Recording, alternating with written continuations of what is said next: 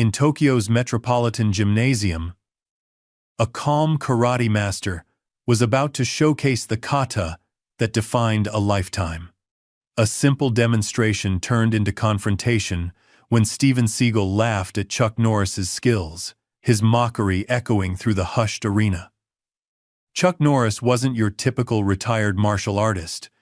For decades, he had been an 8-time world karate champion and U.S. Air Force veteran, known for building an entire fighting system rooted in discipline and respect. When Seagal stepped forward and demanded a real fight, he had no idea he was facing a man who'd turned restraint itself into a weapon. Norris's subtle responses would ignite a larger battle of philosophies, tradition versus spectacle, respect versus ego. What began as a martial arts demonstration would become a legendary clash. The global martial arts community would never forget the night the crowd gasped at the first punch. Before we jump back in, tell us where you're tuning in from. And if this story touches you, make sure you're subscribed, because tomorrow, I've saved something extra special for you.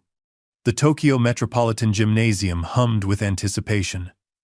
Thousands of spectators filled every seat, their collective energy creating an almost palpable current that flowed through the massive arena. Banners representing different martial arts schools hung from the rafters. Karate, Judo, Aikido, Taekwondo, each a testament to centuries of tradition and discipline. Camera crews jostled for position along the perimeter, their lenses trained on the central demonstration area where masters from around the world would showcase their arts. Takashi Yamamoto, the Expo's veteran announcer, leaned into his microphone, his voice resonating through the hall with practiced precision. Ladies and gentlemen, the International Martial Arts Expo welcomes you to this celebration of discipline, respect, and mastery. His words carried both authority and reverence. For 3 days, we gather to honor traditions that have shaped warriors and peacekeepers alike for generations. In the front row, a figure sat with arms crossed over his chest. Seagal, dressed entirely in black, his signature look completed by tinted glasses despite the indoor setting. At 57, he carried himself with the same confidence that had made him a Hollywood action star. His followers clustered nearby, hanging on his every gesture, occasionally glancing at him for reactions to the demonstrations. "Did you see his last movie?" a young fan whispered to his friend. "He took down like 20 guys without breaking a sweat." "I heard he doesn't even use stunt doubles," another replied. Seagal's mouth curled into a faint smile, just enough to acknowledge he'd heard the comments. He shifted in his seat, his trademark ponytail bobbing slightly as he tilted his head toward the stage. There was something predatory in his gaze, even hidden behind dark lenses. Watching, calculating, measuring. 3 rows behind him sat Master Takeda, an 80-year-old karate legend who had trained champions for over 6 decades. His weathered hands rested on his cane, his expression serene but observant. Unlike the restless audience around him, he remained perfectly still, conserving energy as all true masters learn to do. Backstage, Chuck Norris adjusted the belt of his gi with methodical precision. At 79, his movements were deliberate but fluid, testament to decades of disciplined practice. His face, framed by its familiar beard, showed concentration rather than nervousness. For Chuck, this demonstration wasn't about showmanship. It was about honoring the art that had shaped his life since his time in Korea with the Air Force in the 1950s. 5 minutes, Mr. Norris, a young assistant said with a respectful bow. Chuck nodded, his eyes crinkling with warmth. "Thank you." He closed his eyes for a moment, centering himself. The kata he would perform, kusanku, was among the most complex in traditional karate, featuring 43 movements that flowed from defensive positions to strikes, blocks, and kicks. It wasn't about flash or spectacle. It was about precision, control, and the harmony of mind and body. You know who's out there, right? A younger American fighter lingered nearby, gesturing toward the stage. Seagal! Front row, been running his mouth all morning about how traditional martial arts are museum pieces. Chuck's expression didn't change. Everyone's entitled to their opinion. But it doesn't matter. Chuck's voice remained even. I'm not here to impress him or anyone else. I'm here to honor the art. The younger fighter shook his head in disbelief. Man, I don't know how you stay so calm.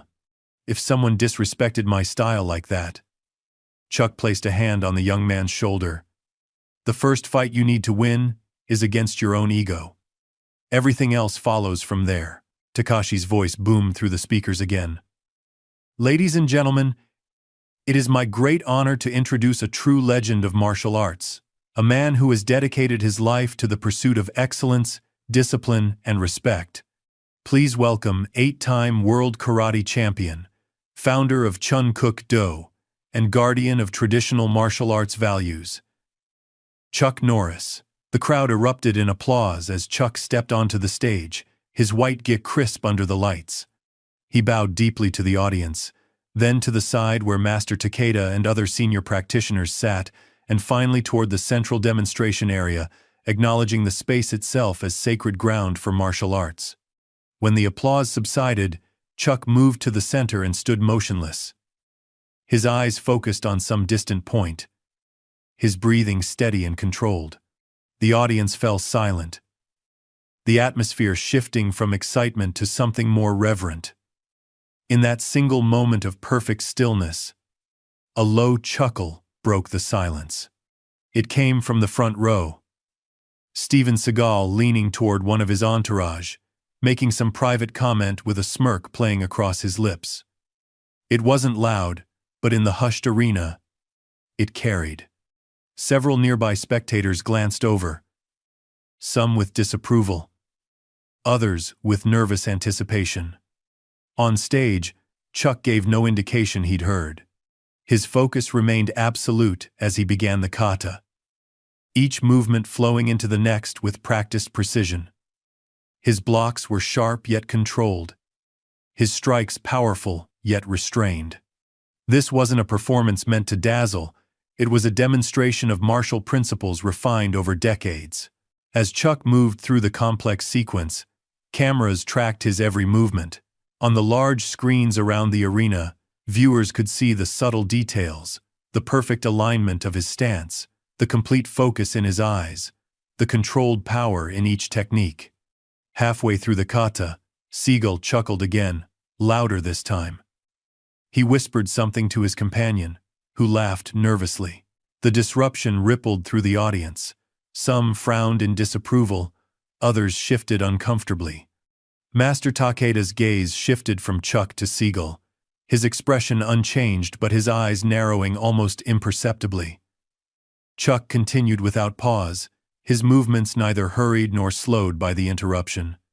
The kata was reaching its most difficult sequence, a combination of turns, blocks, and strikes that required perfect balance and timing. Each technique was executed with the same precision as the first, his breath control maintaining the rhythm that gave the sequence its power. As he completed the final movement, returning to the starting position with a decisive block, Chuck stood motionless once more, then bowed deeply. The audience erupted in applause, all except the small cluster surrounding Seagal, who remained seated, arms folded, that same knowing smirk playing at his lips. Chuck bowed again to Master Takeda, who nodded slightly in acknowledgement. As Chuck turned to leave the stage, Takashi approached with the microphone to thank him. But before he could speak, another voice cut through the applause. If I may. Steven Seagal had risen from his seat and was approaching the stage, hand extended toward Takashi. The announcer hesitated, glancing from Seagal to Chuck with uncertainty. Chuck gave a slight nod.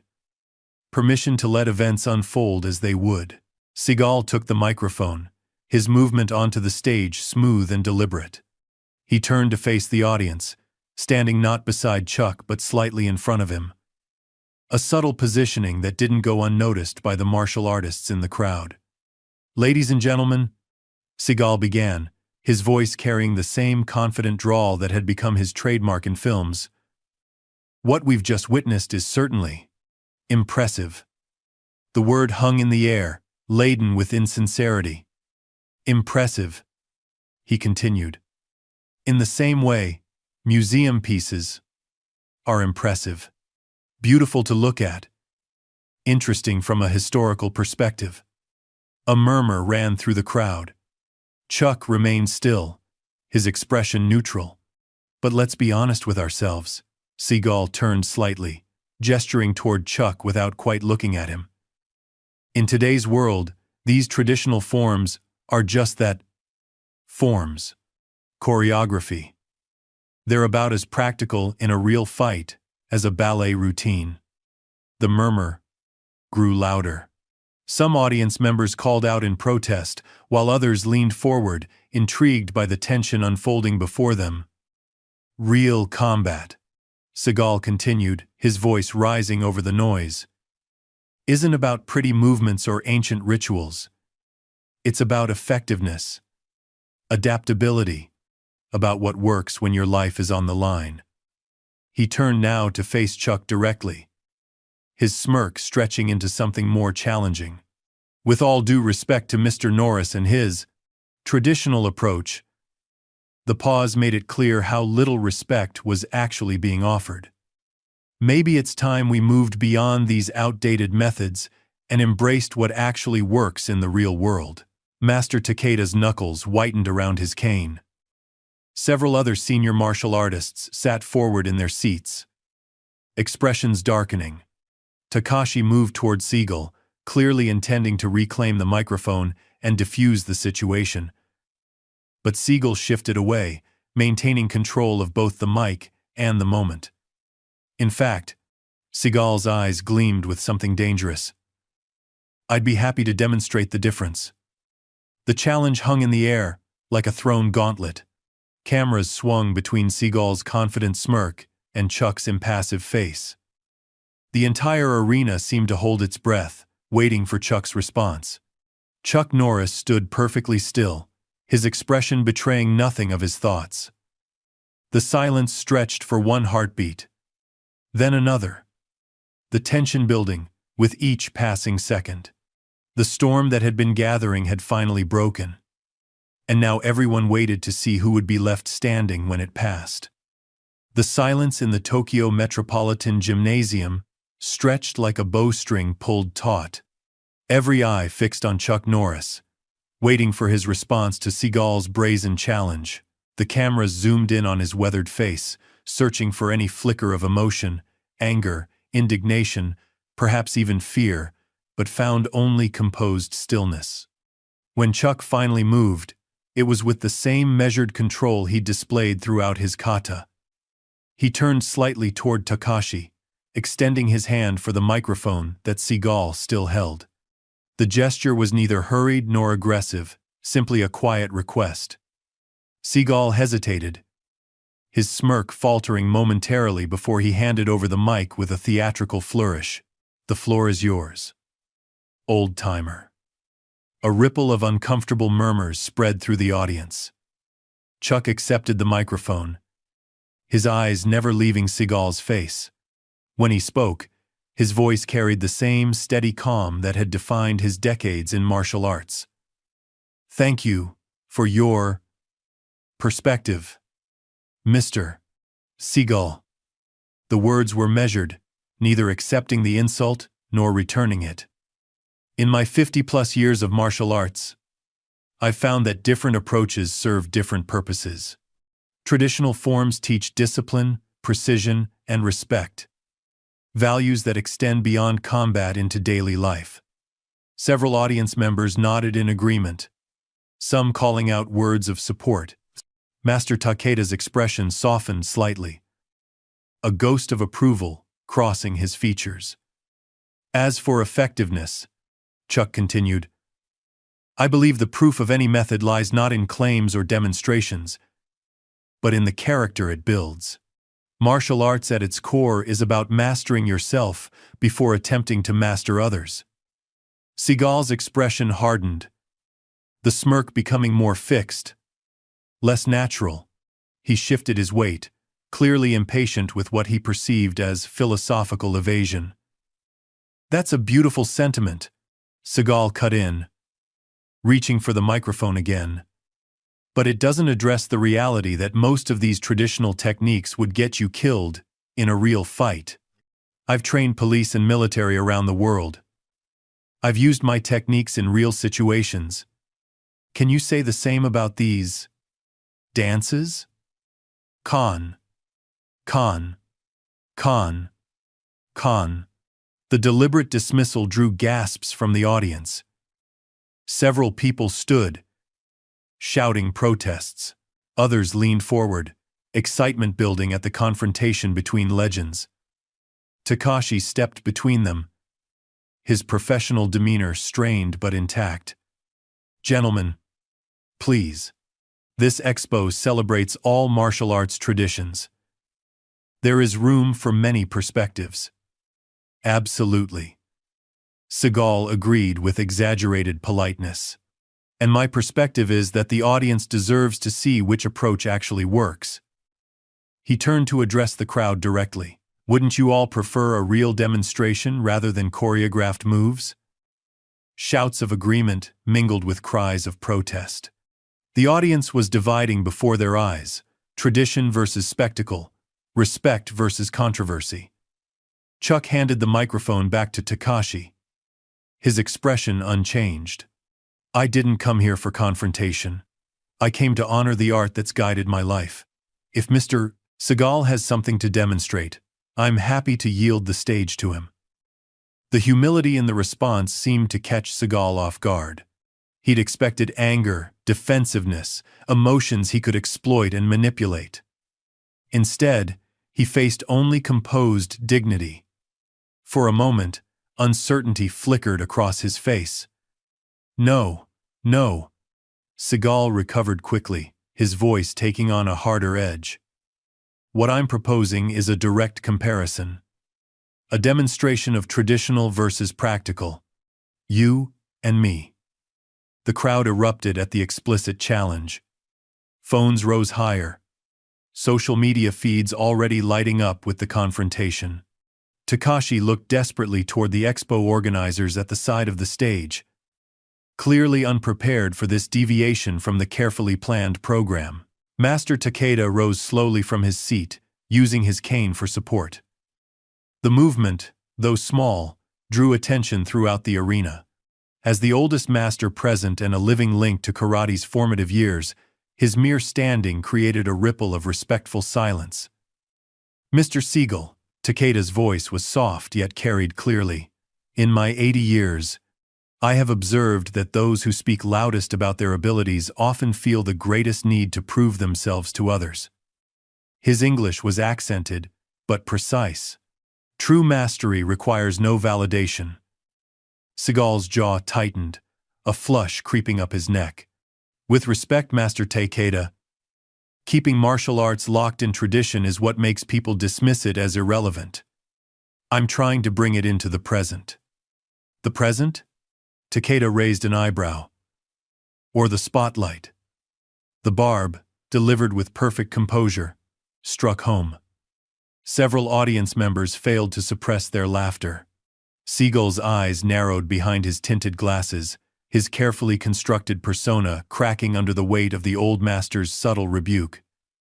"Perhaps," Takeda continued, settling back into his seat, "the expo would benefit from seeing Mr. Seagal's demonstration next, as scheduled.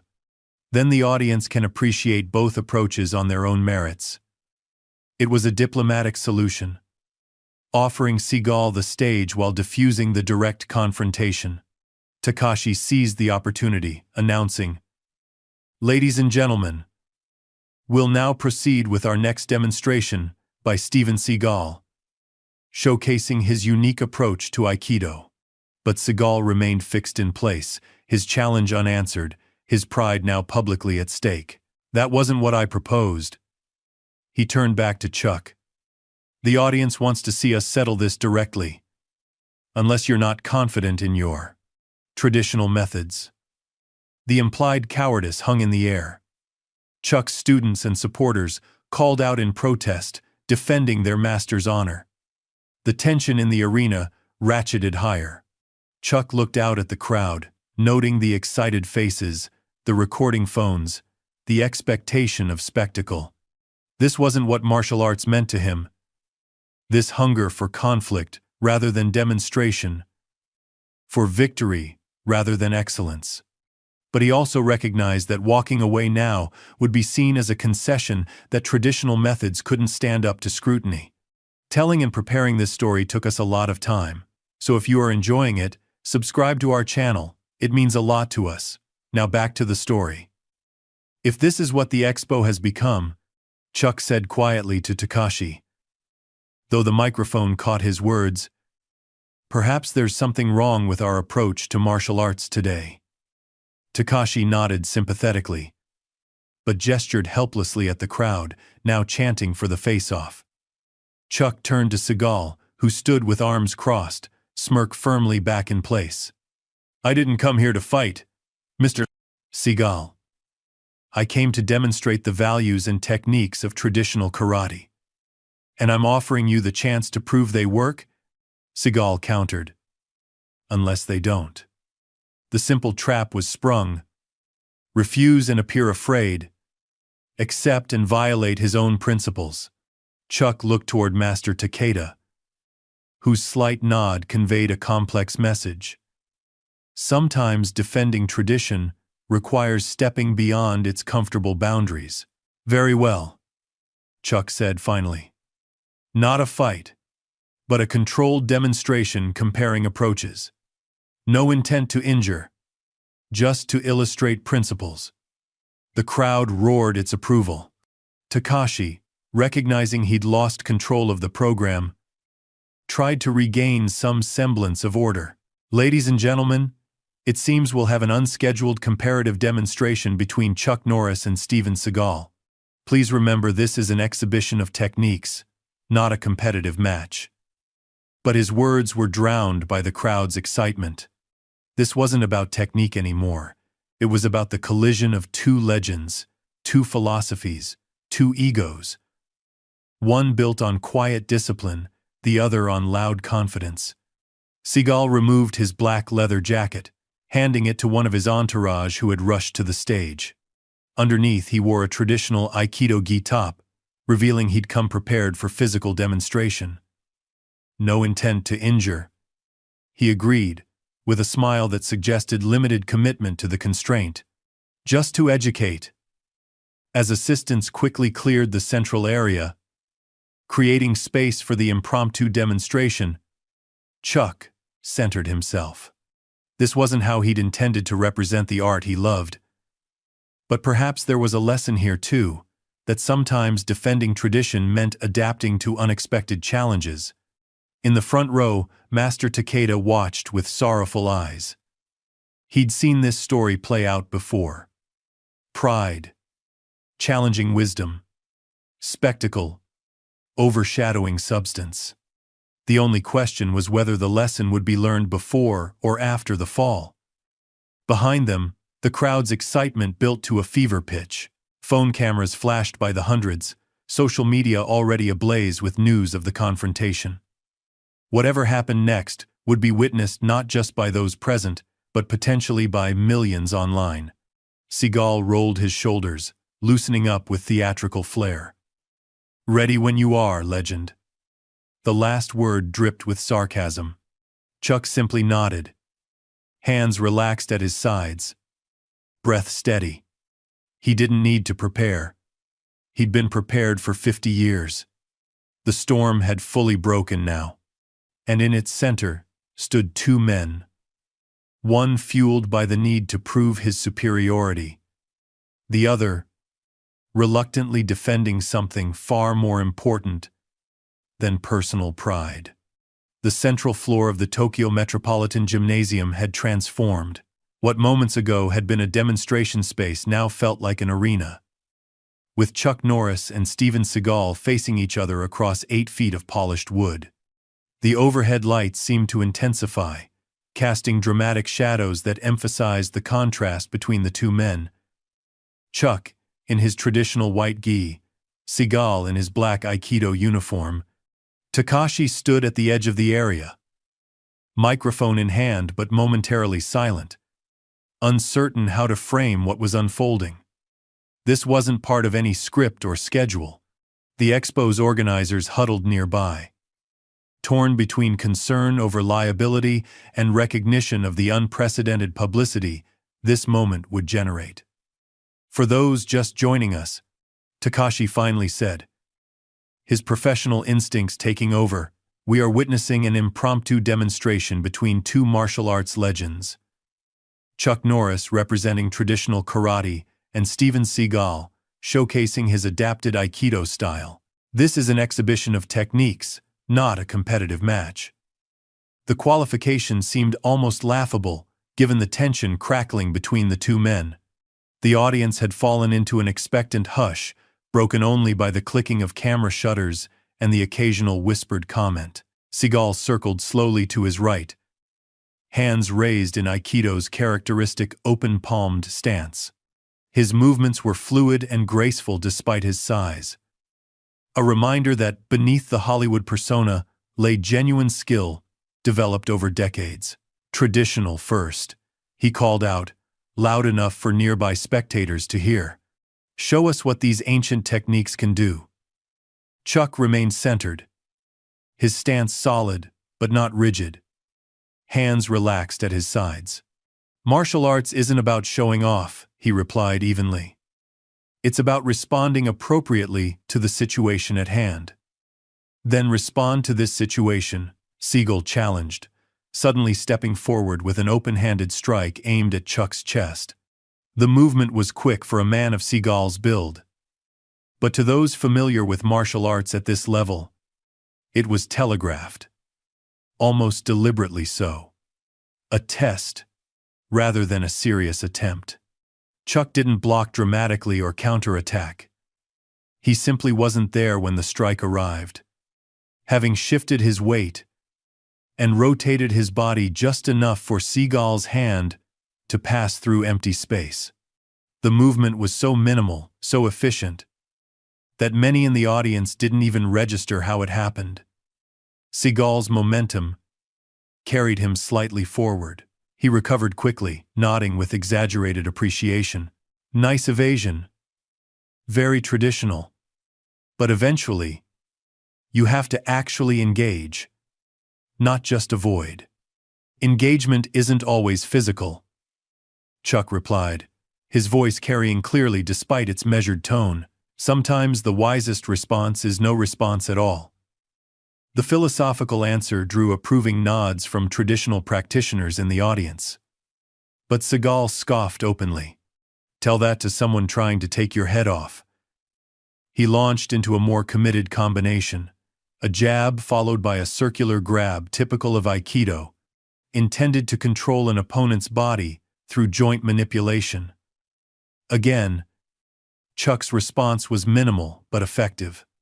A slight angling of his forearm neutralized the grab attempt, while his body position shifted just enough to disrupt Seagal's intended leverage.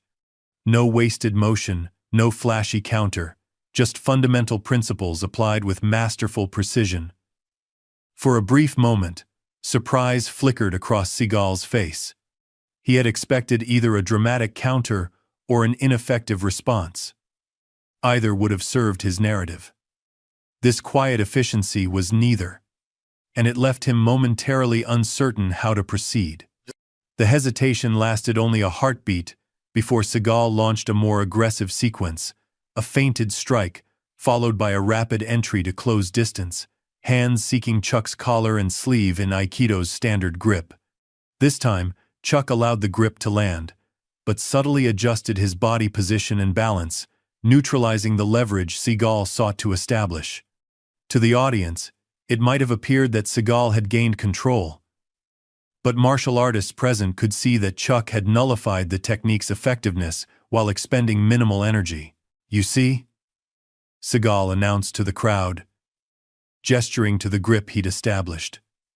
"Traditional responses leave you vulnerable to modern control techniques. From here I could—" His demonstration was cut short as Chuck executed a nearly imperceptible weight shift that disrupted Seagal's balance, just enough to loosen his grip. Chuck stepped back, returning to his centered position. "Traditional martial arts," Chuck explained calmly, "teach us that position precedes application. When your position is correct, less force is required." A murmur of appreciation rippled through the knowledgeable segments of the audience. Master Takeda nodded slightly, the ghost of a smile touching his lips.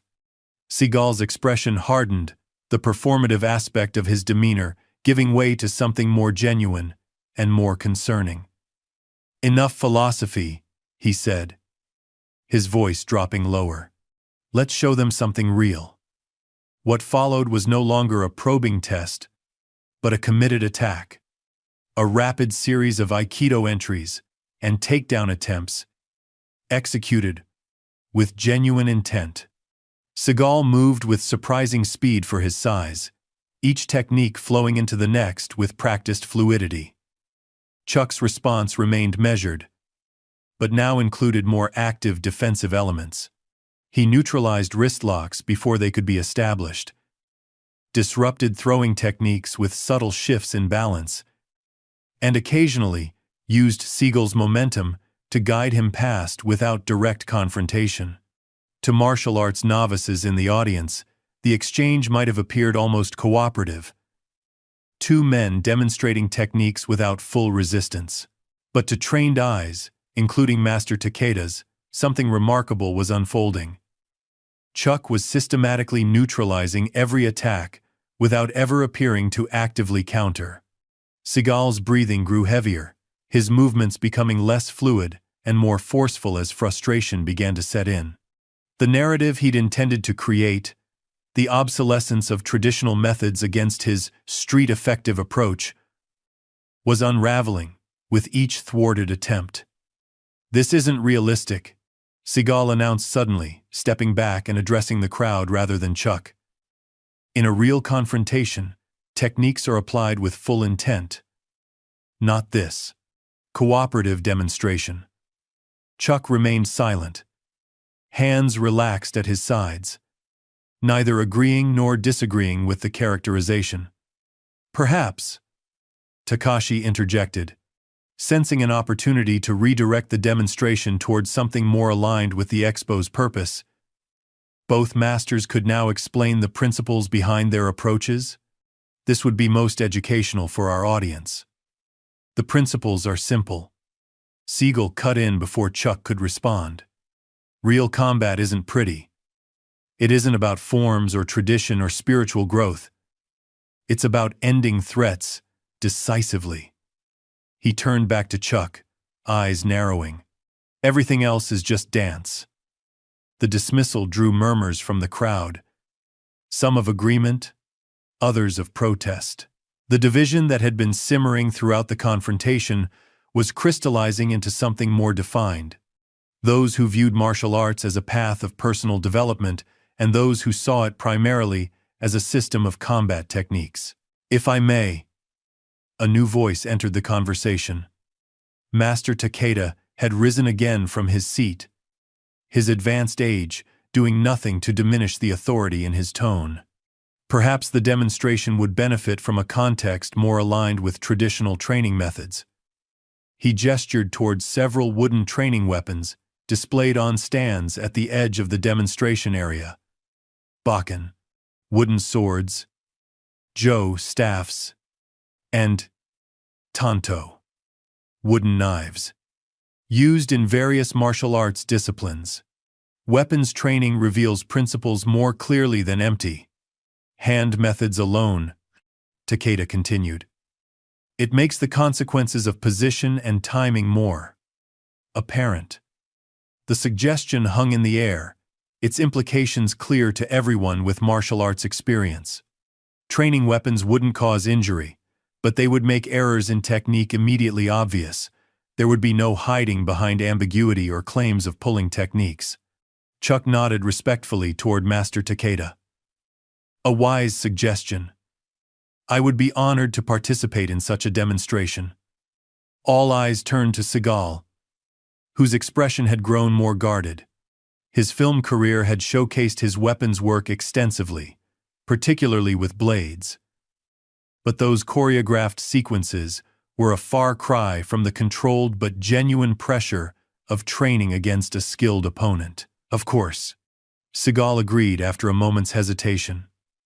Weapons are my specialty, after all. A ripple of anticipation moved through the crowd as assistants brought forward the training implements. Takashi, recognizing the potential for both educational value and controlled intensity, seized the opportunity to reframe the confrontation. Ladies and gentlemen, we are privileged to witness a traditional weapons demonstration between Master Norris and Master Seagal, highlighting the principles that underlie their respective arts. Chuck selected a simple jo, a straight hardwood staff about 4 feet long, fundamental to many traditional training methods. Seagal, after examining the available weapons, chose a bakken, the wooden training sword used in Japanese martial arts. The choice itself spoke volumes to those familiar with martial traditions. The jo represented simplicity, versatility, and defensive principle. The bakken, while equally traditional, carried more aggressive connotations, a weapon designed primarily to strike rather than control. As they returned to the center of the demonstration area, the atmosphere in the arena shifted again.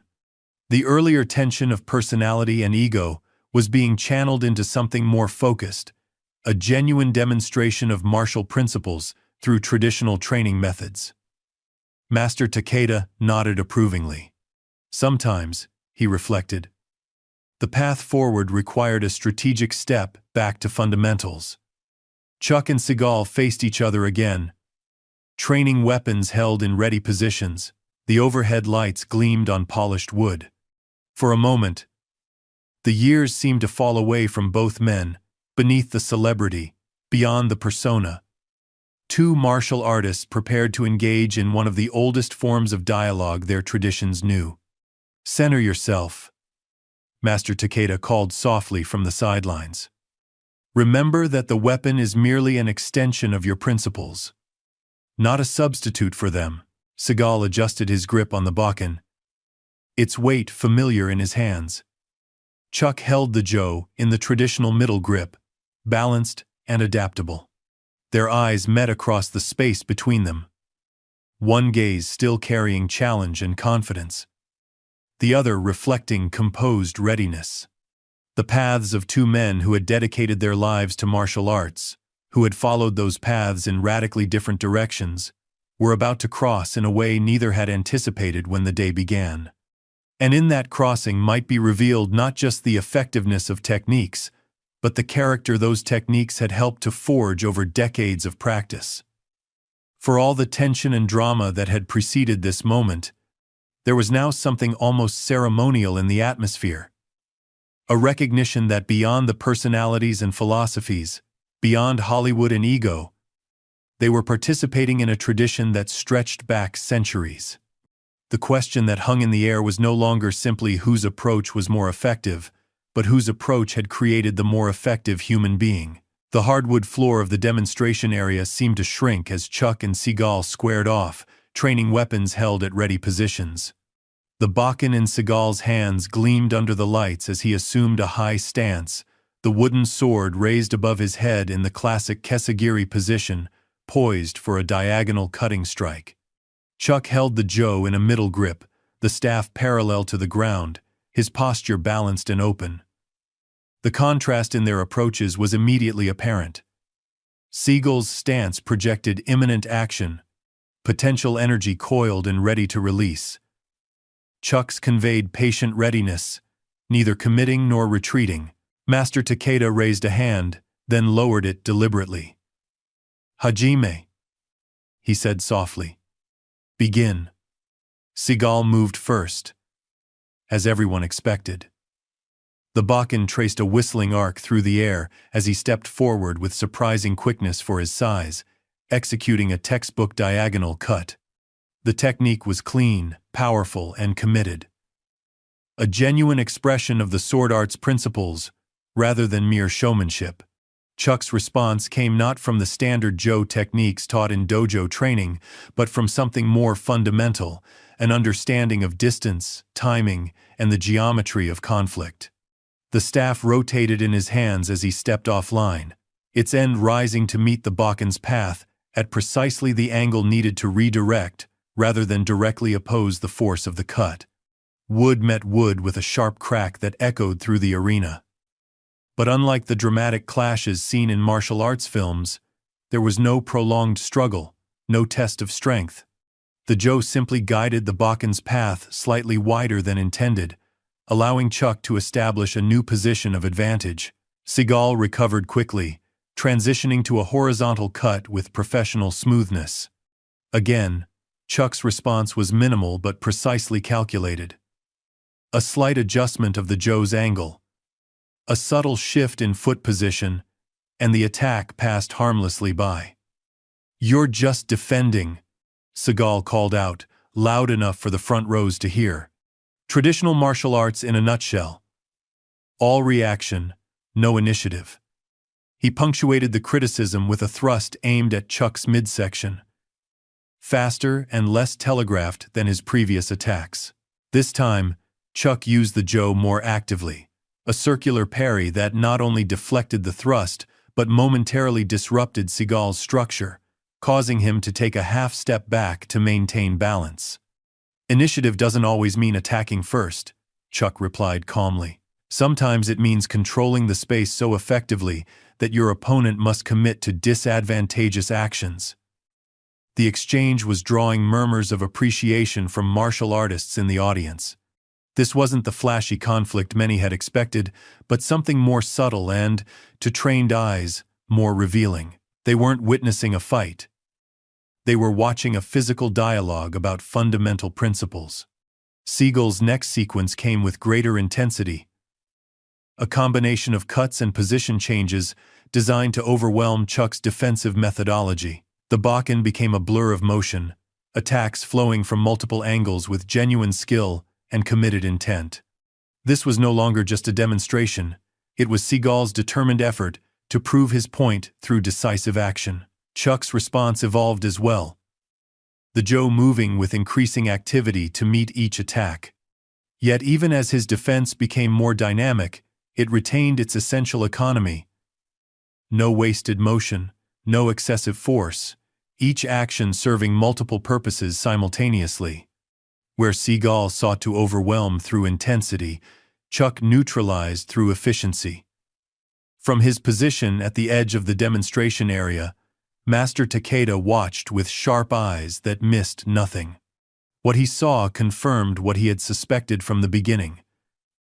Two highly skilled martial artists whose abilities were shaped not just by their training, but by the philosophies they had embraced. Seagal's approach reflected his belief in dominance and overwhelming force. Techniques executed with power and commitment, each intended to end the exchange decisively. Chuck's embodied his faith in position and efficiency, meeting force not with opposing force, but with strategic redirection. Each movement conserving energy while maximizing effect. The audience had fallen into a hushed appreciation, the earlier atmosphere of spectacle giving way to something closer to the traditional martial arts demonstrations the expo was meant to showcase. Even those without technical knowledge could sense they were witnessing something authentic. Two masters communicating in the ancient language of movement and counter-movement. After a particularly intense sequence, Seagal stepped back, breathing heavily but with satisfaction evident in his expression. "Not bad for traditional methods," he acknowledged, the backhanded compliment delivered with a return of his trademark smirk. "But defense only takes you so far. Eventually, you have to engage. Engagement takes many forms. Chuck replied, his breathing controlled and even. Not all of them involve attacking. Seagal's eyes narrowed at what he perceived as another philosophical evasion. In the real world, conflicts end when someone takes decisive action. He raised the Bakken again, shifting to a lower stance. Let me show you what I mean. What followed was Seagal, at his most technically impressive. A series of fluid movements that showcased why, beneath the Hollywood persona and controversial reputation, he was legitimately considered a skilled martial artist. The Bakken became an extension of his body, cuts flowing into thrusts, each technique setting up the next in a cascade of offensive pressure designed to overwhelm any defense. Chuck met the onslaught with increasing dynamism, the jaw moving in precise arcs and angles. Where before he had primarily redirected, now he actively intercepted. The staff finding the optimum point of contact to neutralize each attack before it fully developed. The exchange accelerated, wood striking wood in a rhythm that spoke of decades of training on both sides. For nearly a minute, they moved across the demonstration area in this intense dialogue of action and response. Seagal pressed forward continuously, each technique committed and powerful. Chuck yielded space strategically, drawing his opponent into positions that gradually diminished the effectiveness of the Bakken's longer reach. Then came the moment many martial artists present had been anticipating. Seagal, frustrated by his inability to land a decisive blow, overcommitted to a downward strike, putting fractionally too much weight forward, extending slightly beyond optimal structure. The error would have been imperceptible to untrained observers, but at this level of skill, it represented a critical opening. Chuck's response was immediate but not aggressive. The jaw swept upward in a controlled arc that caught the Bakken mid-descent, simultaneously disrupting Seagal's balance and creating an angle that placed the staff's end at a position that, had this been actual combat, would have struck Seagal's exposed throat. Chuck didn't complete the counter. He simply established the position, held it for a heartbeat, so its implications were clear, then withdrew to a neutral stance. The message was unmistakable to anyone with martial arts training. In a real encounter, the exchange would have ended decisively in that moment. A ripple of murmurs spread through the audience. Seagal stood motionless for a second. Bakken still extended. The reality of what had just occurred, registering in his expression. Something shifted in his eyes. A flash of genuine anger, quickly masked by a return of his performance persona. "Cute trick," he said, loud enough for nearby spectators to hear. "But in a real situation, things aren't so clean." He rotated his shoulders, Bakken returning to guard position. "Let's try something with a bit more intensity, shall we?" Before Takashi or anyone else could intervene, Seagal launched into another attack sequence. But now the demonstration quality had diminished, replaced by something closer to genuine combative intent. The Bakken moved with greater speed and less control, techniques flowing with impressive fluidity, but without the safety margins expected in a demonstration context. "Mr. Seagal," Takashi called out, concern evident in his voice. "Please remember this is an exhibition." His words were cut short as Chuck once again neutralized Seagal's attack, this time with a more direct interception that stopped the Bakken's momentum completely. For a moment, they stood locked in position, Seagal pressing forward with obvious physical effort, Chuck maintaining his stance with seemingly minimal exertion. "This isn't about winning or losing," Chuck said quietly. His words meant only for Seagal despite the microphones that caught them. "It's about what these arts teach us about ourselves." Seagal disengaged with a sharp movement, Bakken returning to a high guard. His breathing had become heavier, frustration evident in the tightness around his eyes. "That's the problem with traditional martial arts," he replied, voice rising to ensure the audience heard. Too much philosophy, not enough reality. He punctuated the statement with a renewed attack, a combination that began with a feint before transitioning to a powerful horizontal cut aimed at Chuck's midsection. The technique was executed with skill, but also with a degree of force inappropriate for demonstration.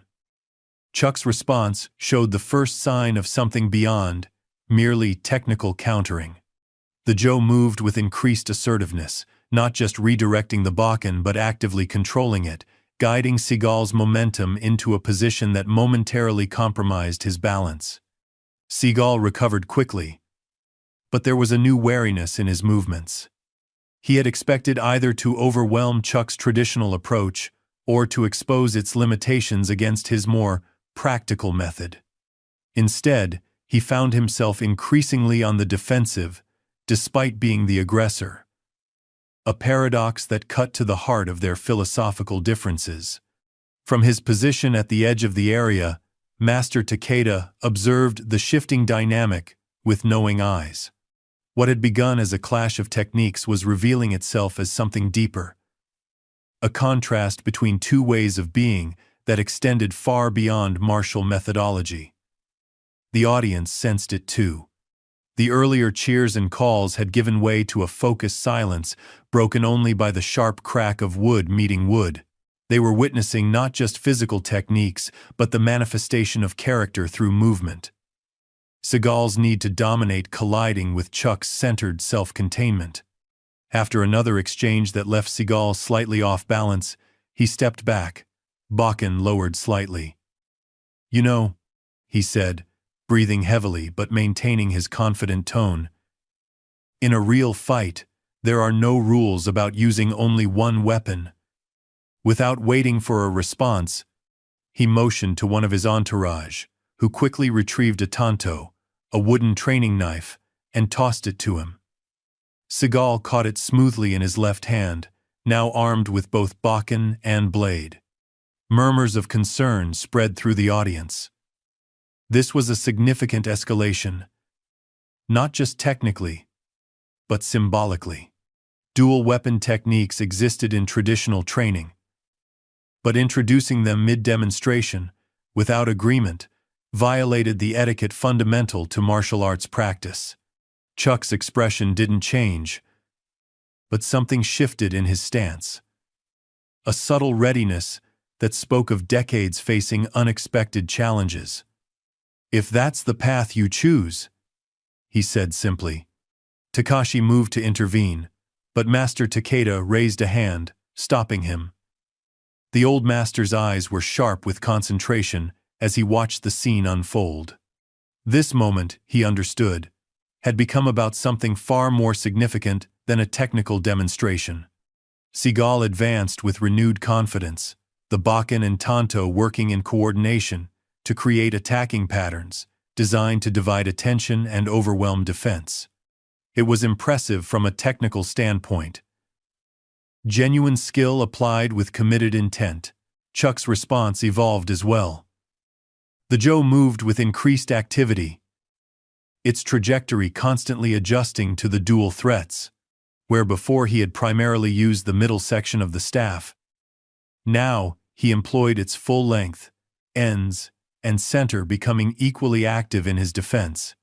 For several exchanges, they moved across the demonstration area in this new dynamic.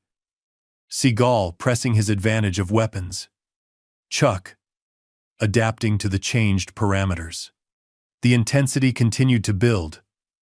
Wood striking wood in complex rhythms that spoke of high-level skill on both sides. Then came a sequence that drew gasps from the martial artists present. Seagal launched a coordinated attack, Bakken sweeping horizontally, while the Tanto thrust toward Chuck's midsection. It was a textbook combination that should have forced an impossible defensive choice. Chuck's response defied conventional expectation. Rather than attempting to block both weapons, he stepped into the attack. The Joe moving in a tight spiral that simultaneously caught the Bakken mid-swing and intercepted the Tanto's path. In the same flowing movement, he established a position that trapped both of Seagal's arms momentarily, while the end of the Joe rose to a point directly before Seagal's face. The entire sequence took less than a second, so fast that many in the audience didn't fully register what had happened until it was over. What they did see was the result. Seagal frozen in mid-attack, both weapons effectively neutralized, while Chuck maintained a position of complete control. For a heartbeat, they remained locked in this tableau, the physical embodiment of their philosophical difference. Seagal had sought to overwhelm through force and aggression. Chuck had responded with positioning and efficiency that rendered that force irrelevant. Chuck stepped back, returning to a neutral stance. Joe held vertically at his side in a position of non-engagement. The message was clear to everyone with eyes to see. The exchange could have ended decisively at any moment of Chuck's choosing. That it hadn't was itself a demonstration of the control and restraint central to his martial philosophy. A profound silence fell over the arena. Even those who had been cheering for confrontation seemed to recognize they had witnessed something beyond a mere contest of techniques. For a brief moment, the veil between performance and reality had parted, revealing the true nature of mastery, not domination of others, but command of oneself. Seagal remained motionless, Bakken and Tonto still extended. His expression was unreadable behind a mask of professional control, but the tightness in his jaw betrayed the internal struggle. For a man whose identity was built on projecting unassailable confidence, this moment represented a fundamental challenge. "I believe," Master Takeda's voice broke the silence, measured and clear, "that both demonstrations have shown us valuable aspects of martial arts practice. Perhaps we should thank both masters for their willingness to share their knowledge." The diplomatic intervention provided Seagal a dignified exit from a situation that had developed far differently than he had intended. He lowered his weapon slowly, the performer's mask sliding back into place as he gave a slight bow. Not to Chuck directly, but to the audience. "Always happy to give people something worth watching," he said, his voice carrying that familiar drawl, though it lacked some of its earlier confidence. "Hope you all got your money's worth."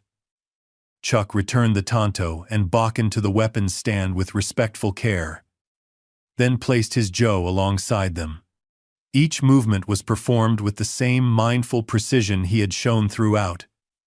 No hurry, no triumph, just the continuation of practiced discipline. When he turned back to face the audience, his expression remained calm, betraying neither victory nor vindication. He bowed deeply to Master Takeda, then to the audience, and finally, most significantly, to Seagal himself. "Thank you for the opportunity to share perspectives," he said simply. The crowd erupted in applause, not the excited cheering of spectacle, but the deeper appreciation of witnessing something authentic. Many rose to their feet, including several martial arts masters who had watched the exchange with professional interest. Master Takeda nodded once, satisfaction evident in his subtle smile. The lesson had been delivered not through words or philosophy, but through the irrefutable language of action, the only dialect some were capable of understanding. As Takashi moved to regain control of the program, announcing the next scheduled demonstration, Chuck and Seagal found themselves momentarily side by side at the edge of the demonstration area. Away from the microphones and camera angles, there was just the private space between two men who had dedicated their lives to martial arts. However differently they had interpreted its lessons. "You could have ended it earlier," Seagal said quietly, a statement rather than a question. Chuck nodded slightly. "That wasn't the point." "Then what was?" Chuck considered his response carefully. "To show that martial arts at its best isn't about who wins or loses, but about how we conduct ourselves along the way." Seagal's expression remained guarded, but something shifted in his eyes. Not acceptance, perhaps, but the first crack in a facade that had been maintained for decades. Before he could respond, His entourage surrounded him, creating a buffer between him and the moment of vulnerability. Chuck watched as Seagal was led back to his seat, already reassuming the persona that had served him so well professionally. Confident, untouchable, larger than life. But something had changed, and everyone who had witnessed the exchange knew it. Whether they could articulate it or not, the storm had passed, leaving behind not destruction but clarity. A reminder that in martial arts, as in life, true power often speaks most eloquently through restraint. The remainder of the afternoon unfolded with a strange duality. On the surface, the expo continued according to schedule, demonstrations flowing one into the next with professional smoothness. Beneath that surface, ripples from the unexpected confrontation between Chuck and Seagal spread through the arena like concentric circles from a stone dropped in still water. Clusters of spectators replayed what they had witnessed, perspectives colored by their own martial arts backgrounds or lack thereof. Social media was already ablaze with video clips and commentary, each person seeing in the exchange confirmation of their existing beliefs about martial arts, about Hollywood, about the men themselves. Did you see how Seagal tried to use that knife without warning? Total disrespect, one karate practitioner said to his companions. Norris was just playing it safe, countered another spectator. Seagal was the only one actually attacking. In a real fight, that's exactly the point they were demonstrating, interrupted an older judo instructor. A real fight isn't a showcase. It's about effectiveness, not entertainment.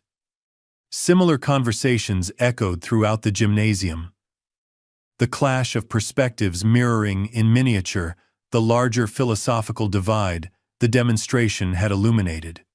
On the main floor, Takashi had successfully steered the program back to its planned schedule. A group of young Aikido practitioners was now demonstrating falling techniques, their bodies flowing through graceful ukemi across the mats that had replaced the wooden demonstration floor.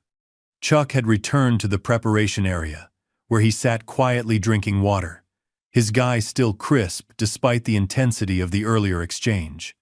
Several of his students and associates hovered nearby, their expressions a mixture of concern and barely contained excitement. "You showed him, Chuck," said one younger fighter, unable to contain himself any longer. Everyone saw who the real master was out there. Chuck looked up, his expression thoughtful rather than triumphant. "If that's what you took from what happened, you missed the point entirely." The young man's enthusiasm faltered. "But you clearly had him. Everyone could see it." "This isn't about having or beating anyone," Chuck replied, his tone gentle but firm. "It was about demonstrating the principles that make martial arts valuable beyond fighting: discipline, respect, self-control." But Seagal was disrespectful. "He tried to embarrass you in front of everyone." Chuck considered this. Perhaps, or perhaps, he simply believes so deeply in his approach that he felt compelled to defend it. Either way, how I responded was about honoring my principles, not reacting to his actions. Before the conversation could continue, a young Japanese woman in expo staff attire approached with a respectful bow. "Mr. Norris, Master Takeda has asked if you would join him for tea when you are ready. He is in the private reception room." Chuck nodded his thanks. "Please tell him I would be honored." As Chuck made his way through the backstage area, he noticed the changed atmosphere. Staff members and other demonstrators offering respectful nods or slight bows as he passed. What had begun as a standard demonstration had transformed into something that would likely become part of martial arts lore, whether he wanted that or not. The private reception room was a traditional Japanese space set aside for distinguished guests. Tatami mats covered the floor, and sliding paper doors created a sense of separation from the modern sports arena outside. Master Takeda knelt at a low table where a simple tea service had been arranged, his cane resting beside him. "Please," the old master gestured to the cushion across from him. "Join me." Chuck removed his shoes at the threshold and entered with a respectful bow before kneeling in the formal Caesar position across from Takeda. For several moments, they observed the traditional silence as Takeda prepared the tea with practiced movements that transformed the simple act into something approaching art. "Your demonstration today," Takeda finally said, his English accented but precise, "was not what was planned, but perhaps it was what was needed." Chuck accepted the tea bowl with both hands and a slight bow. "I regret that it became confrontational. That goes against what I believe martial arts should represent." Takeda nodded thoughtfully. "Sometimes the river must overcome a stone in its path to continue its journey. The confrontation is not sought, but neither can it always be avoided." They sipped their tea in contemplative silence before Takeda continued. "You know, I have watched the martial arts change over my lifetime. When I began training in the 1940s, we practiced not primarily to fight others but to forge ourselves. The goal was not victory but improvement, each day becoming slightly better than we were the day before." Chuck nodded. "That's still at the heart of true martial arts practice. At least, it should be." "Indeed. But as these arts spread around the world, as they became entertainment and sport and business, something shifted. For many, the external form remained while the internal essence was diluted or lost entirely." Takeda's eyes, sharp despite his age, studied Chuck thoughtfully. "Not for all, however. I've tried to remain true to what I learned from my teachers," Chuck said. "Not always successfully, but it's been my North Star." "It showed today," Takeda replied.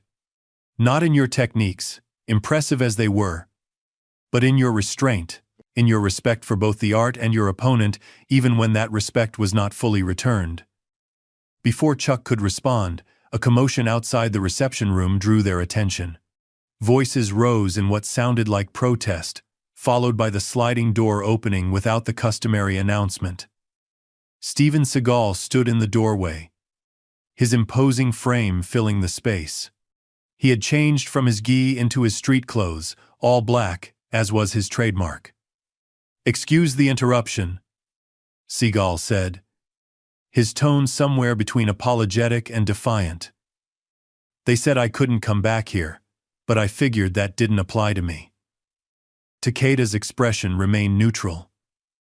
"Mr. Seagal, would you care to join us for tea?" The invitation seemed to catch Seagal off guard. He had clearly expected resistance rather than welcome.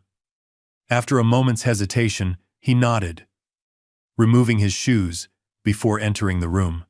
His movements as he knelt at the table lacked the fluid grace he had displayed during the demonstration, suggesting unfamiliarity with formal Japanese customs despite his years studying Aikido. An uncomfortable silence settled over the room as Takeda calmly prepared another bowl of tea. Chuck remained still, his posture relaxed but attentive, waiting to see what had prompted Seagal's unexpected appearance. "I wanted to say," Seagal began, then stopped, clearly struggling with the words. Pride warred visibly with something else on his face. Something that might have been grudging respect, or simply the recognition that he needed to save face after what had transpired. "Your staff work was solid," he finally managed, the compliment emerging with obvious effort. "Not what I'd do, but solid." Chuck inclined his head slightly in acknowledgement. "Thank you. Your sword techniques showed years of dedicated practice." Another silence fell, broken only by the subtle sounds of Takeda's tea preparation. When the old master spoke, his voice carried the weight of decades spent observing human nature through the lens of martial arts. "In Japan, we have a concept called ma, the space between things, between notes in music, between movements in kata, between opponents in combat. This space is not empty, but full of potential. It is where meaning often resides. He passed a tea bowl to Seagal, with formal precision. Perhaps there is value in exploring the ma between your different approaches to martial arts. Seagal accepted the tea awkwardly, clearly unaccustomed to the ceremony, but making an effort to show appropriate respect. With all due respect, Master Takeda, I didn't come here for philosophy. I came because... He trailed off again, the uncharacteristic hesitation revealing how far outside his comfort zone this conversation had taken him. Seagal was accustomed to controlling narratives, to dominating spaces both physical and social. Here, in this traditional setting, those familiar tools were unavailable to him. Because something happened out there that didn't fit your expected script, Chuck suggested quietly. Seagal's eyes narrowed briefly. Then he gave a short nod. Something like that. I've been doing martial arts demonstrations for decades. I know how they're supposed to go. Perhaps, Takeda interjected gently. It went exactly as it needed to. The three men sat in silence, each contemplating the events of the day from their own perspective. Outside, the sounds of the expo continued. Announcements, applause, the constant hum of thousands of people sharing space and experience. Inside the reception room, time seemed to operate differently, creating space for reflection that the modern world rarely afforded. You could have made me look bad out there, Seagal finally said, addressing Chuck directly. Really bad. But you didn't. That wasn't the purpose, Chuck replied. Then what was? Because from where I was standing, it sure seemed like a contest. Chuck considered his response carefully. For you, perhaps it was. For me, it was an opportunity to demonstrate that martial arts at its best isn't about dominating others, but about mastering yourself. Seagal scoffed, some of his characteristic bravado returning. That's great for philosophy class. But in the real world, people want to see who's better. Who would win in a fight? That's always been the bottom line. Is it? Takeda asked, his tone genuinely curious rather than challenging. Or is that simply the story we have allowed to become dominant? Look around. Seagal gestured toward the arena beyond the walls. People didn't pay to see meditation and self-improvement. They came for action, for skill, for conflict and resolution. That's the reality. They came for many reasons, Chuck countered. Some for spectacle. Yes. But others to learn, to be inspired, to connect with traditions that give meaning beyond the physical techniques. Seagal shook his head, unconvinced but perhaps less dismissive than before. Maybe. But you can't deny that what got everyone's attention out there was the confrontation. The moment it stopped being a routine demonstration and became real. It became authentic, Takeda corrected gently. Which is not the same as becoming confrontational. What the audience responded to was not simply conflict but truth. The genuine expression of principles through action.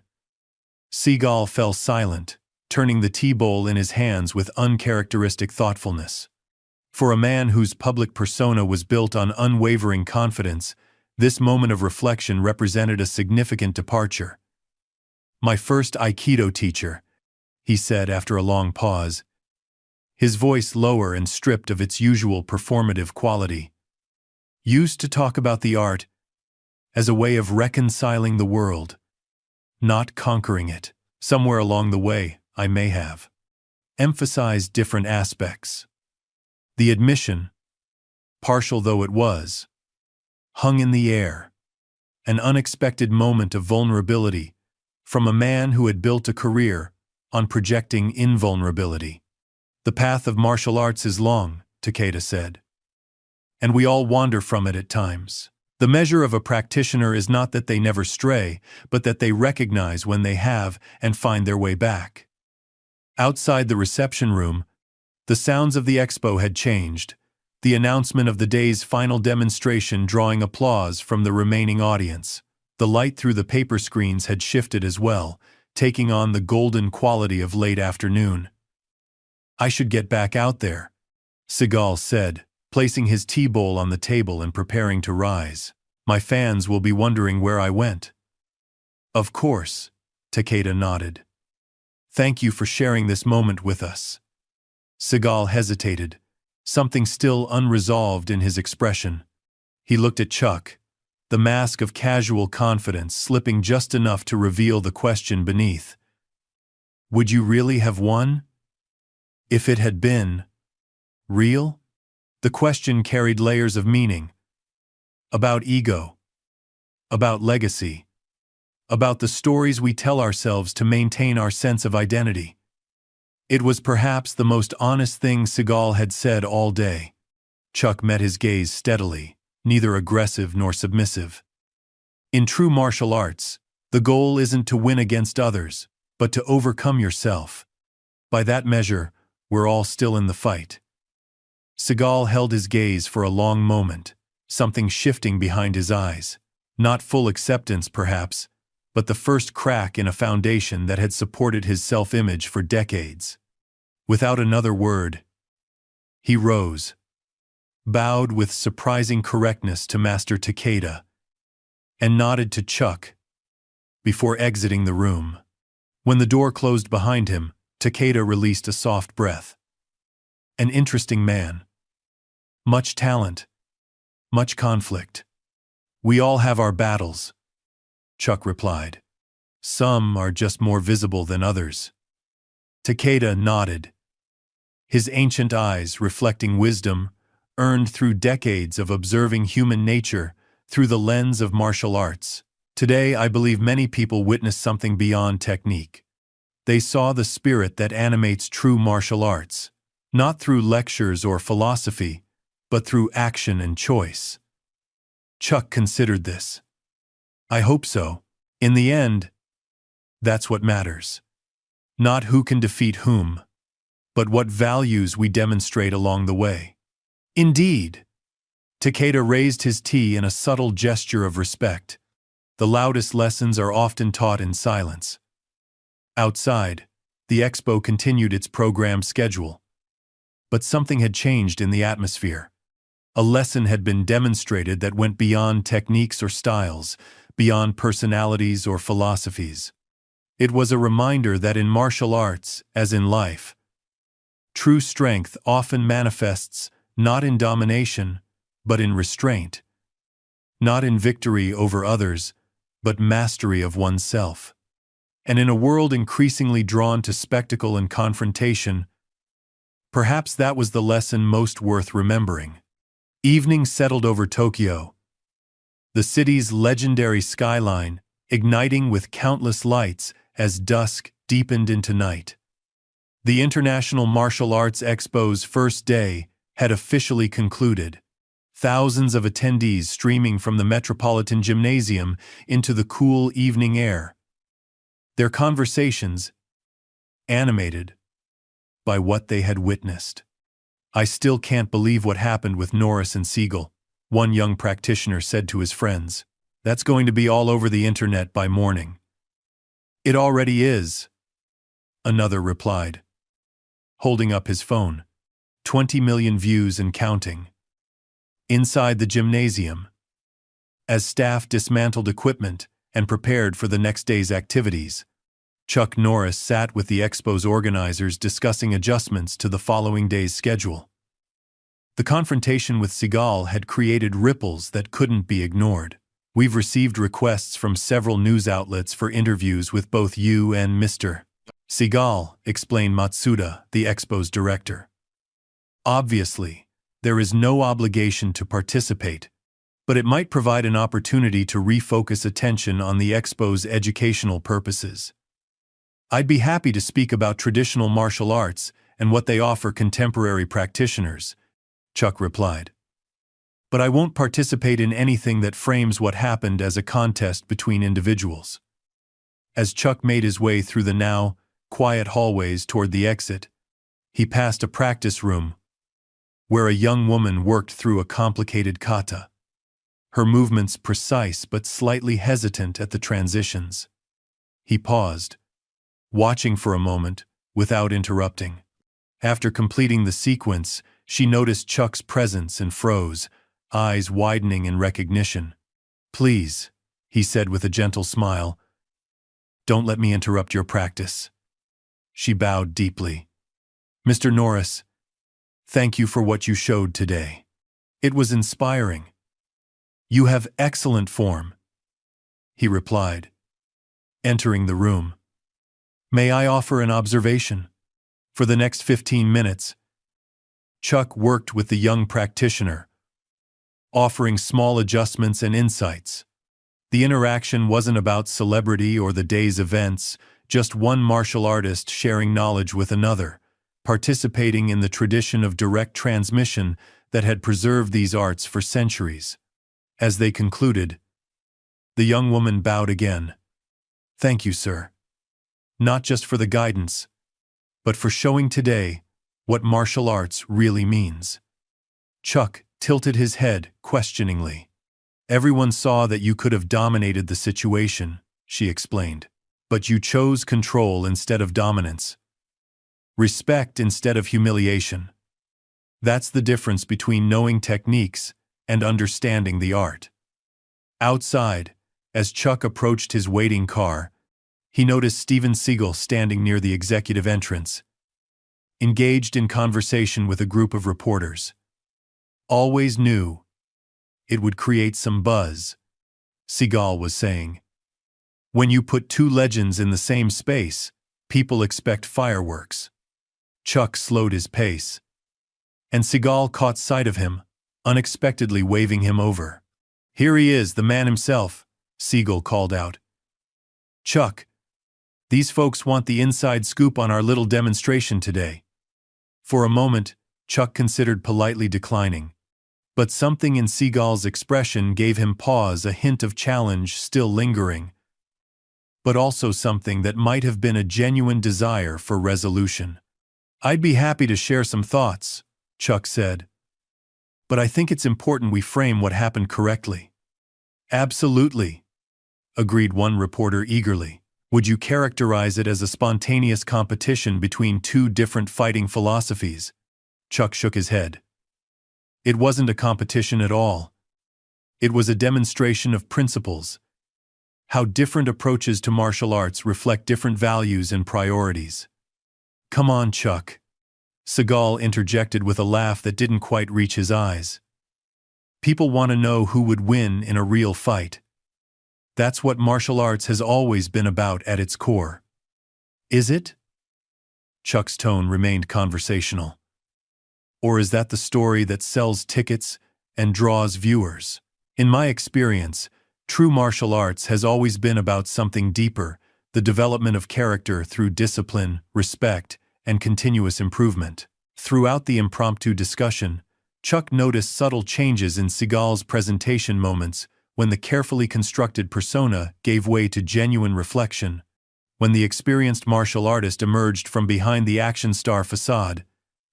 As the interview concluded, Seagal turned to Chuck, his voice pitched low. "We should grab a drink. Talk about the old days before all this social media and viral video nonsense." "I'd like that. Tomorrow, perhaps? After the demonstrations?" Seagal nodded, something like relief briefly visible. "I know a place. Private. Good sake." The morning of the expo's second day dawned, clear and bright.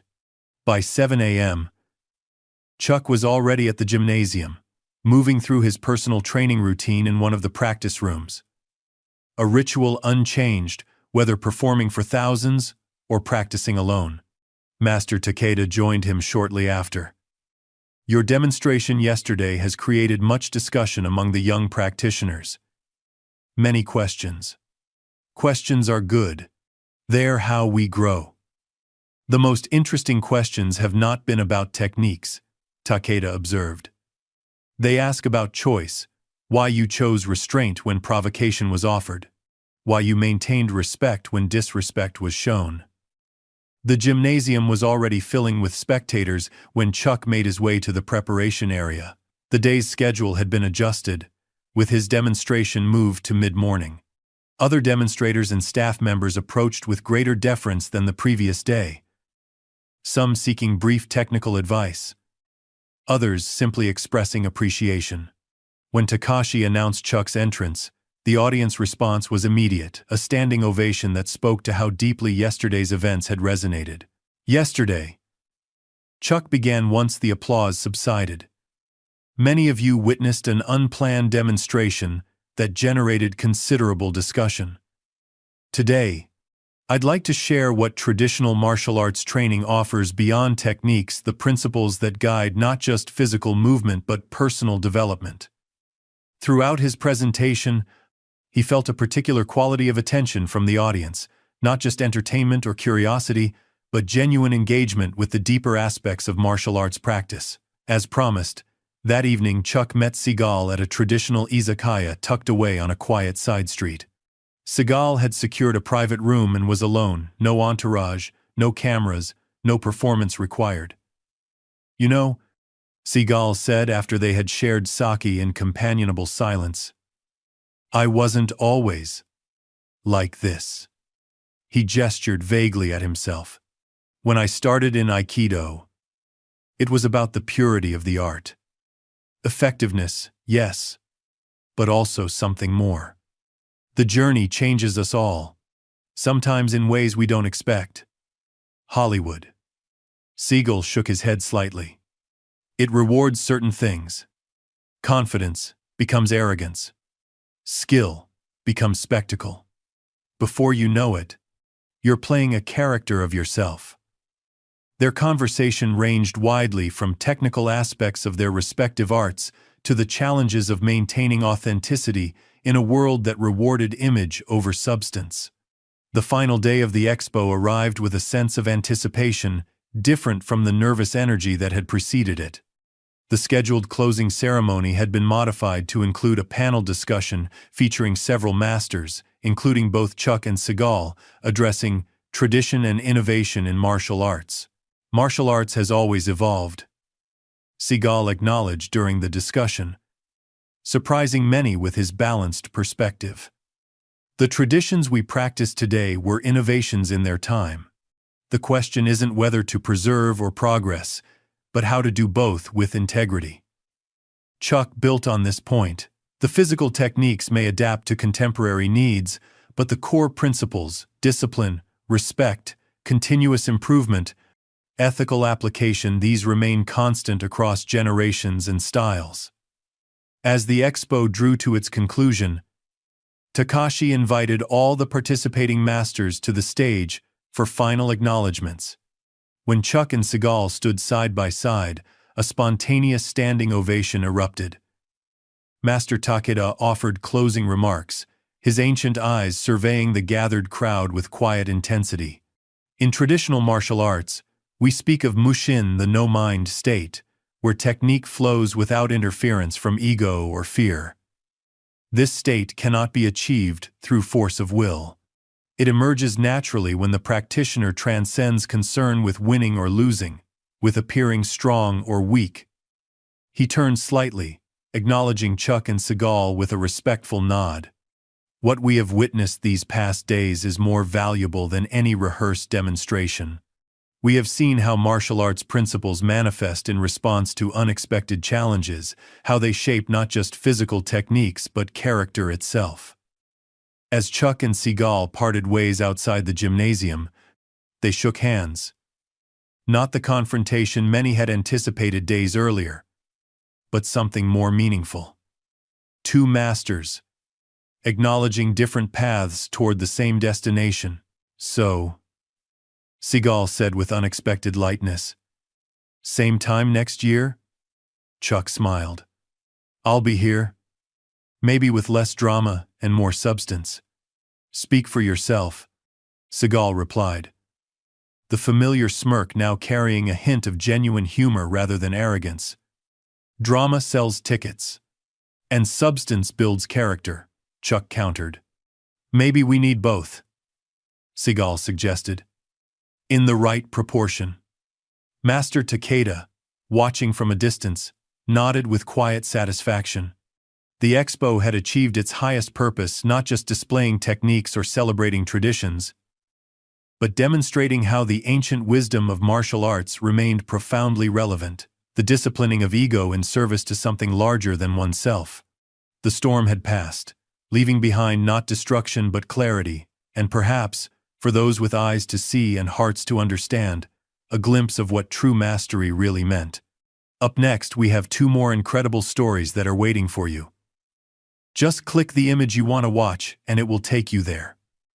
If you enjoyed this video, make sure to subscribe. It would mean a lot.